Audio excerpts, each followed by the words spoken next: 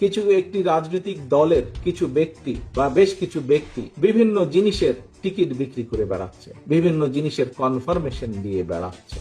শহীদ রাষ্ট্রপতি জিয়া রহমানের নাম নিয়ে প্রতিদিন ব্যস্ত নিচ্ছে, আমি বিশ্বাস করি। বেগম খালেদা জিয়া যার নাম উচ্চারণ করলে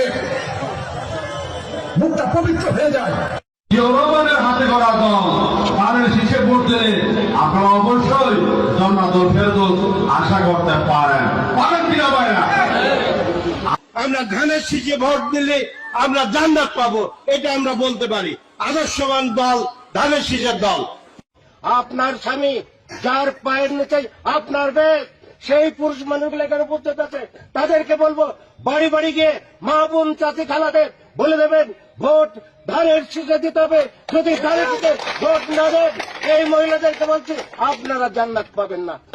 সেই প্রেসিডেন্ট উত্তরসূরি তারেক রহমান, তার নামটি উচ্চারণ করতে অনুমোদন করে করবেন। আমি মক্কা মনে করি সাধারণ তুদুলির এই বাড়িটাকে। যারা পাল্লা মার্কে ভোট দিবে বরং এরা দুজনে যাওয়ার সম্ভাবনা বেশি। বিভিন্ন বাড়িতে যাইয়া আমাদের ধানের শীষের পক্ষে কথা বলবে ইনশাল্লাহ। উমর আজলান হোসেন চার খলিফার এক খলিফা, আমার নেতা শহীদ প্রেসিডেন্ট জিয়া রহমান চার খলিফার মতো একজন, আমার নেতা তারেক রহমান, হযরত আলী রাদিয়াল্লাহু, আমার নেতা মা ফাতেমা এবং খালেদা জিয়া।